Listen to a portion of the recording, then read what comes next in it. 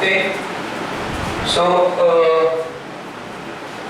let's come to the topic. I starting here. It is for class 4 of matrices. Okay. हमने last class में पढ़ा था कि किसी भी मैट्रिसेस को, कोई भी मैट्रिसेस है उसको सिमेट्रिक और स्क्यू सिमेट्रिक की फॉर्म में ब्रेक करके हम लिख सकते हैं. Any matrices can be written in the form of symmetric and skew-symmetric matrices. A matrix को लिखा जा सकता है 1/2 A plus A dash. This is symmetric part plus 1/2 A minus A dash. A matrix can be written as 1/2 A plus A dash plus 1/2 A minus A dash. This part is called symmetric part, and this is called skew-symmetric part. किसी matrix का इस form में लिख सकते हैं. अब हम पढ़ने जा रहे हैं अब कि किसी मैट्रिक्स का इनवर्स कैसे फाइंड करना है. Okay, inverse of any matrix. तो अगर मेरे पास कोई मैट्रिक्स ए है, सपोज इसका मुझे इनवर्स फाइंड करना है ए मैट्रिक्स का. This is a square matrix. Square matrix may be of any order, may be 2x2, maybe 3x3. मुझे इसका इनवर्स फाइंड करना है. तो इनवर्स मैट्रिक्स का इनवर्स खुद भी एक मैट्रिक्स होगा. ओके, मैट्रिक्स का इनवर्स खुद भी एक मैट्रिक्स होगा. सो मैं लिख सकता हूं कि A का जो इनवर्स आएगा वो होगा I/A, क्योंकि मैट्रिक्स के साथ हम चल रहे हैं. I/A क्यों सर? रियल नंबर में x inverse equals to 1/x होगा. मैट्रिक्स में A इनवर्स जो होगा वो I/A होगा. मैट्रिक्स का इनवर्स 1 की जगह यहाँ पे I होता है. ठीक है ना? अब जो इस चैप्टर में हमें मैट्रिक्स का इनवर्स फाइंड करना है, पहला उसमें जो टाइप है वो है by using elementary operation. Elementary operation का यूज करते हुए हमें इनवर्स फाइंड करना है. बाय यूजिंग एलिमेंट्री ऑपरेशन हमको इनवर्स फाइंड करना है. देखिए, तो इसकी हम डिस्कस करते हैं आउटलाइन क्या है इनवर्स ऑपरेशन की.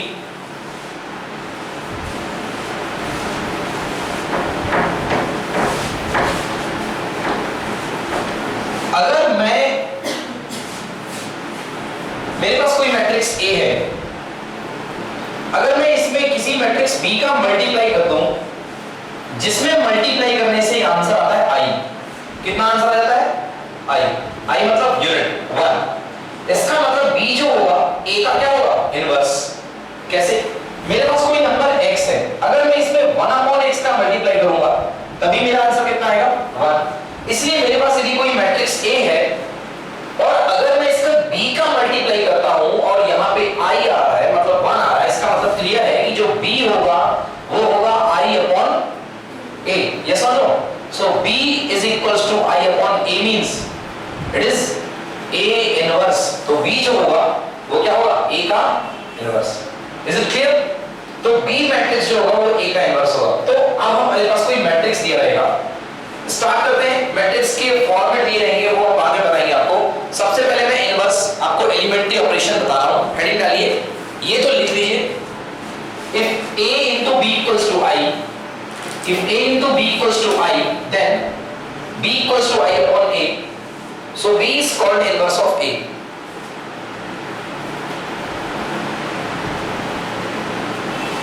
B is called inverse of A. Written. Now, heading elementary transformation of a matrix. Elementary transformation of a matrix. इसका यूज हम क्यों करेंगे? इनवर्स फाइंडिंग के लिए. Elementary transformation of a matrix.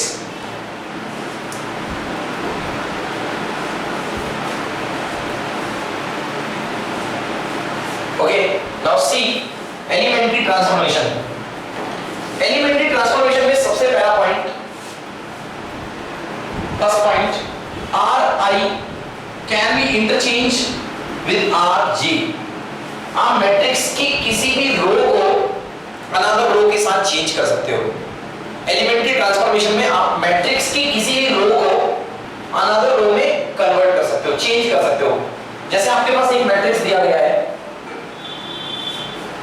Suppose this matrix is A11, A12, A13, A21, A22, A23, A31, A32, A33। अब यहां पे आपने एप्लीकेशन लगा दिया है।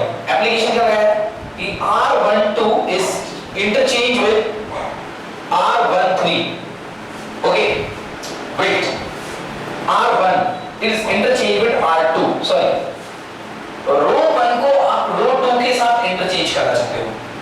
आपने यहां पे एलिमेंट्री ट्रांसफॉर्मेशन लगाया है, रो 1 को आप रो 2 के साथ इंटरचेंज करना चाहते हो, तो यहां पे जो नया मैट्रिक्स आपके पास आएगा वो हो जाएगा A21, A22, A23।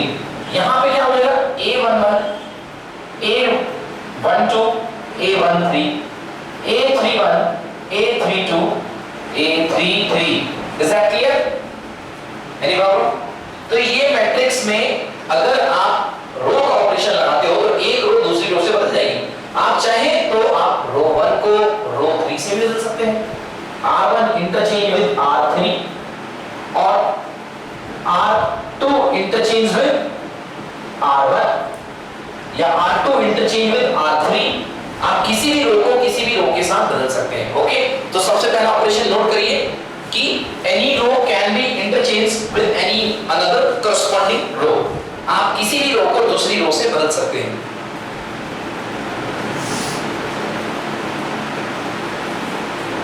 ओके, ये हो गई एक बात। नेक्स्ट दूसरा ऑपरेशन, आप किसी भी रो में किसी कांस्टेंट का मल्टीप्लाई कर सकते हैं, कोई रोक टोक नहीं है। किसी भी रो में किसी भी कांस्टेंट का मल्टीप्लाई कर सकते हैं। ओके, मैं I switch off the fan.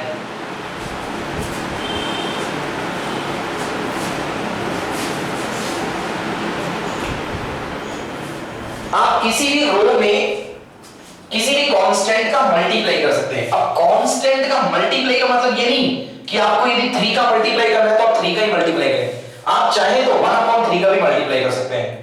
Okay, तो अब जैसे आपके पास कोई रो है, example suppose A11, A12, A13, A21, A22, A23 and A31, A32, A33। आप चाहते हैं कि मैं इसकी इस रो में 2 का मल्टीप्लाई कर दूं। क्यों चाहते हैं? इनवर्स निकालने के लिए चाहना पड़ेगा। So R21 change to K times of, फिर गलती कर दी, R2 रो 2 बदल जा किससे? K टाइम्स ऑफ R2 से।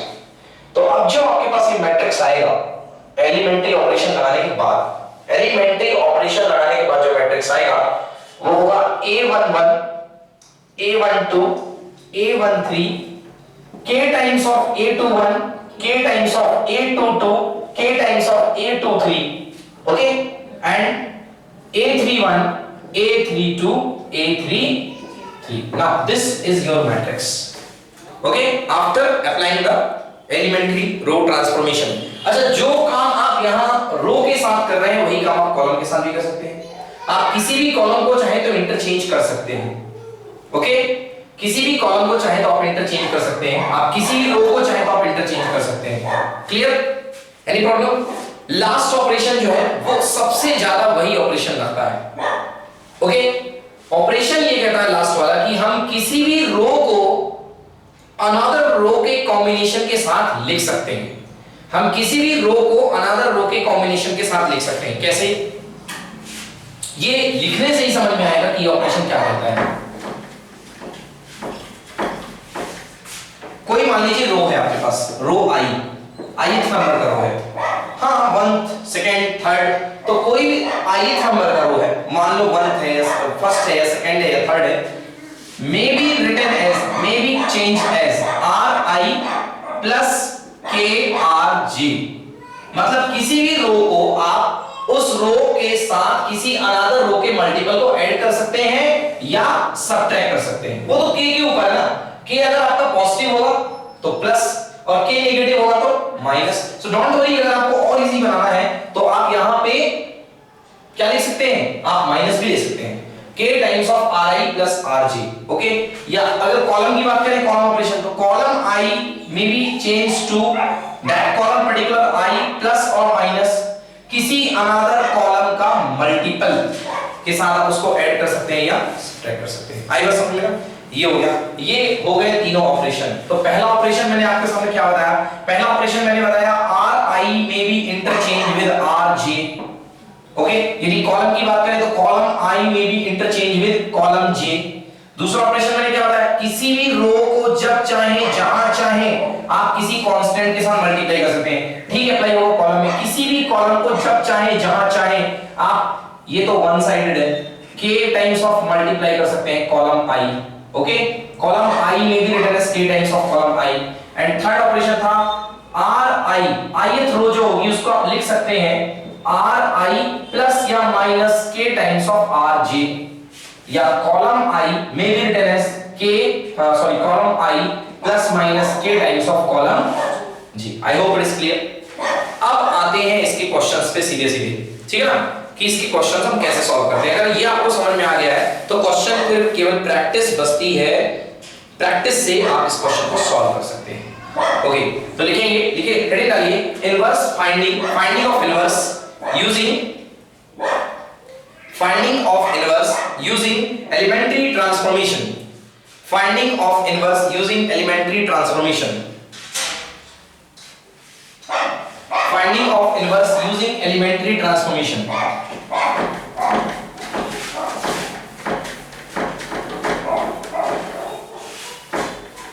Finding of inverse using elementary transformation.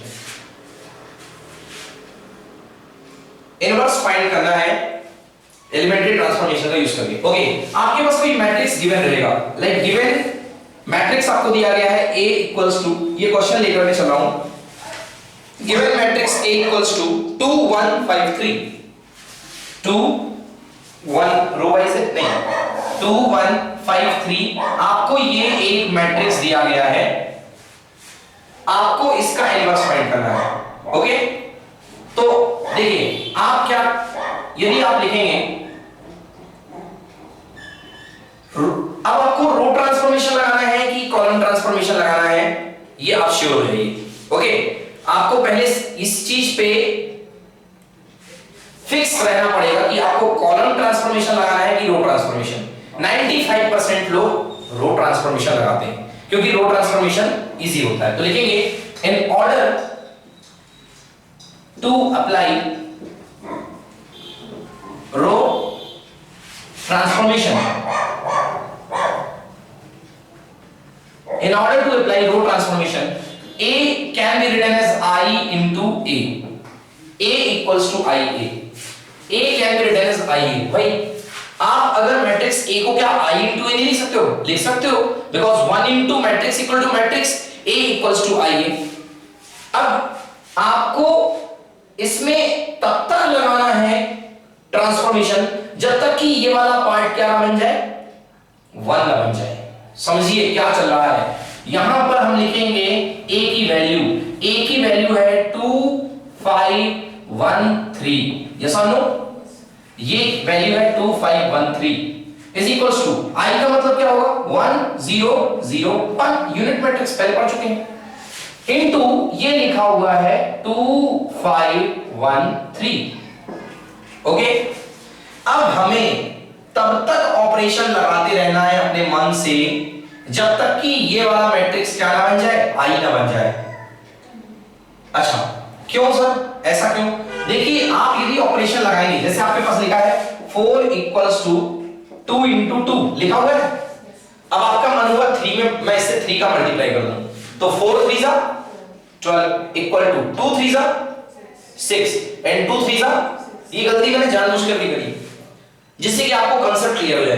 4 ये 4 3 से तो 12 हो गया, अब ये 6 से कितना आ रहा है 36, ये गलत हो गया। मतलब क्या था, अगर आप मल्टीप्लाई में है तो एक बार ही मल्टीप्लाई करेंगे, जैसे 3 का आपने यहां पे किया, केवल 3 का आप इसके साथ कर देंगे, अपने आप पूरे के साथ माना जाएगा। ये होता है मल्टीप्लाई का रूल। मल्टीप्लाई का रूल ये नहीं होता कि इसमें भी करो, इसमें भी करो, इसमें भी करो, इसमें भी। मतलब ये मैट्रिक्स जो है आप इसको सीधे छोड़ दीजिए तो ये बन जाएगा 6 टू द 12। तो अगर आप यहां पे एलिमेंट्री ऑपरेशन लगा रहे हैं तो ट्रांसफॉर्मेशन एक बार इस तरफ लगेगा और एक बार इस तरफ लगेगा, इसको आप हाथ नहीं लगाएंगे। ये क्या है, ये है ए, समझ गए ना। और इस पे एलिमेंट्री ऑपरेशन लगा लगा कि ये हाल कर देना है कि ये बी बन जाएगा, और ये एलिमेंट्री ऑपरेशन तब तक लगाना है जब तक ये क्या ना आ जाए, ओ वेट आई, क्या ना आ जाए आई। मुझे एलिमेंट्री ऑपरेशन तब तक लगाना है जब तक कि ये आई ना बन जाए, समझ में आ रहा है। अगर ये यूनिट मैट्रिक्स बन गया तो ये तो ए था, ये वही बी है जो इसको 1 बना रहा है, मतलब ये जो बी है वो अल्टीमेटली है क्या, वो ए का इनवर्स है, समझ गए। तब तक एलिमेंट्री ऑपरेशन लगाना है जब तक कि ये क्या ना बन जाए 1, समझ में आया। हमको केवल क्या बनाना है, इसको आई बनाना है, क्या बनाना है, आई बनाना है। तो चलिए देखते हैं, एलिमेंट्री ऑपरेशन लगाना शुरू करते हैं हम। मैं एक बार आपसे फिर से पूछूंगा, एलिमेंट्री ऑपरेशन लगाऊंगा तो लेफ्ट साइड में ऑपरेट होगा, से यस और नो, इस पे लगेगा एलिमेंट्री ऑपरेशन, इस पे लगेगा, क्यों नहीं लगेगा, इस पे तो लगेगा ना एलिमेंट्री ऑपरेशन, इस पे लगेगा, इस पे लगेगा, बट इसको अपन को हाथ नहीं लगाना है ना, क्योंकि ये ए रहे, ये ए रहे, ये अपने आप कन्वर्ट हो जाएगा बी में। a into B equals to I, a into B equals to I, ये a है, इसको ये बाद में आंसर जो आएगा वो b आएगा, और तब तक लगाना है जब तक ये i में कन्वर्ट ना हो जाए, ओके। i मतलब यूनिट मैट्रिक्स में कन्वर्ट ना हो जाए। तो चलिए देखते हैं, हमको एलिमेंट्री ऑपरेशन बनाना है, मन में टारगेट है ये कितना होना चाहिए 1, ये 0, ये 0, ये 1, मतलब इसे हमें i कन्वर्ट करना है। तो सबसे पहला ऑपरेशन मुझे जो दिख रहा है वो ये है कि मैं इस 1 को ऊपर ले आऊं, तो मुझे जो ऑपरेशन लग रहा है वो है कि r1 interchange with r2, yes और नो।